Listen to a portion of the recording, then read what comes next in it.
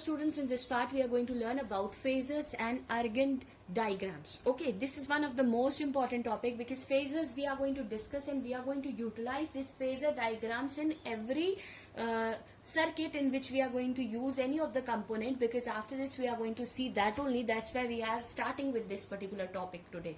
Okay, phasors and Argand diagrams are those. Phasors, if you will see, this is comes from the word phase, means an angle. Okay, so in a simple definition which I have brought for you, that is, it is a representation of a voltage and current relationship in a different AC circuit. Because you have seen that in AC circuit the current will flows in such a manner, and suppose this is from 0 to 360 as we are completing its one cycle.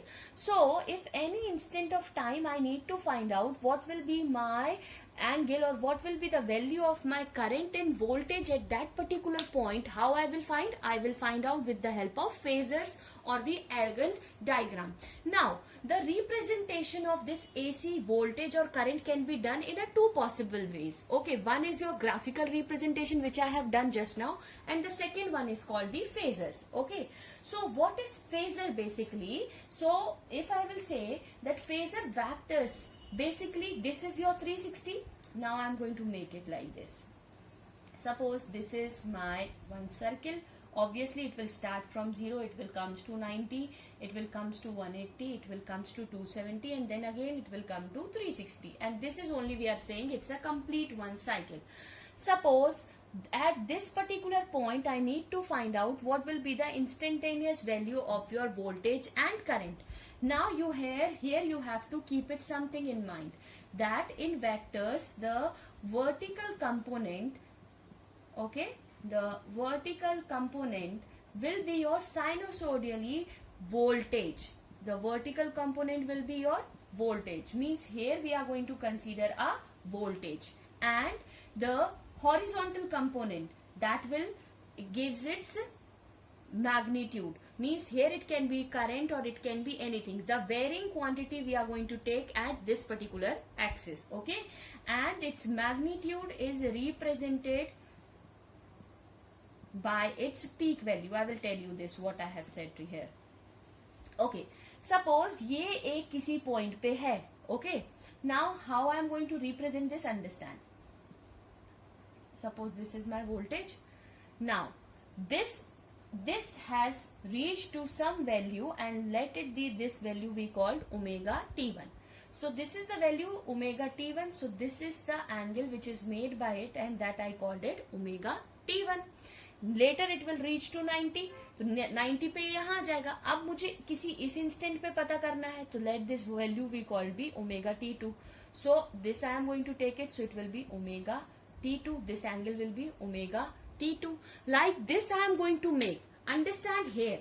In this diagram, if you will see here carefully in this diagram, you can find out that as we are moving here, similarly, when you are moving in this way, you are moving in an anti-clockwise direction. Your phasor is going to be rotate in anti-clockwise direction. Why? Because we are writing the equation like this, no? Omega t plus phi, right? That is an angular frequency with some angle or with some phase. So that representation of such quantities which we are going to do with the help of this phasor is known as phasors or Argand diagrams. Here you can understand, at any instant of time if I need to calculate how I am moving in anti-clockwise direction. देखो ये आपका ऐसे बढ़ रहा है, this will be rotating like this and it is going to be complete to 360. अगर ये नीचे आ गया कहीं पे, it means it is below 180 degree, means your phasor will be start making from somewhere here. Okay, so this way you are going to make the phasor diagram, and it's how it is going to be work, and we are going to see that how the relationship of the voltage and the current with the different AC circuits. So this is all about the phasor diagrams. So now we are going to start with the AC resistive circuit. Okay.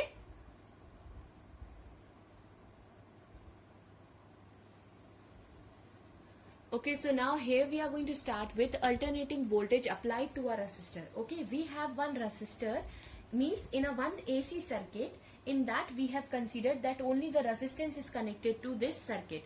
Okay, when the voltage is applied, when the voltage is applied to this in AC circuit, obviously the current will also be flowing through it. Okay, so we are going to start this. Let the applied alternating voltage is given by, what will be the alternating applied voltage which we have applied? V is equals to V naught sine omega t. When the voltage is applied to this, obviously the current I will also flows through the circuit, and that will flows through the resistor R, right? So according to Ohm's law, what Ohm's law says? According to Ohm's law, what it says? V is equals to IR, right? So I is equals to, we have V upon R. As we have the equation 1, we can substitute this value in equation 2. From equation 1 and 2, the value of V I can substitute V naught sine omega t upon R. If you will see here in this equation, what is V naught upon R is I, right? This value of V naught upon R will equal to the value of your I naught sine omega t. So this will be the equation of my current, and this will be the equation of my voltage, right? If you will compare these two values, then you can come to know what? That I naught is equals to, we have V naught upon R.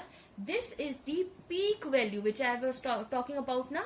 Peak value of your current, right? Peak value of your current. So this I have obtained. Now how I will draw this phasor diagram, or that I can say it's a graphical representation. Understand? Suppose this is my time. I have considered my voltage and my current to this. What is the equation of my voltage? See, V is equals to V naught sine omega t.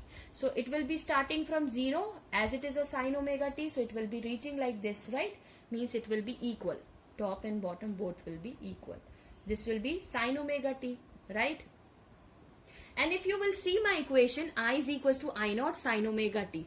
Both equations are same, but one difference is there. What is that difference? You know, you can see here clearly that I naught is the smaller value than of our voltage, because voltage divided by resistance will gives the value of the current. So obviously your current will be in phase, but that current equation or that current value will be lesser than this. So the magnitude of your I naught will be less, and the magnitude of your V naught will be maximum. So this is the peak value of your I naught and V naught. So this you can understand. Now see how the phasors are helpful. If you will see here in this equation, beta, यहाँ आपको दिख रहा है क्या कि जिस time पे 0 से दोनों 0 स्टार्ट कर रहे हैं, when it is reaching, current is reaching maximum 90, voltage also reaches to maximum 90, only the difference in their magnitude, but what is same? Their phase are in same, means they both are working in the same phase. So how I can make its phasor diagram? You know, I can make its phasor diagram like this. Just now we have talked about the phasors, no? See to it. Suppose this will be my x-axis and that is my y-axis. This is x and y-axis. We know that this is representing the V naught, that is equal to V naught sine omega t. I can simply write it down V naught. Okay, this is my V naught.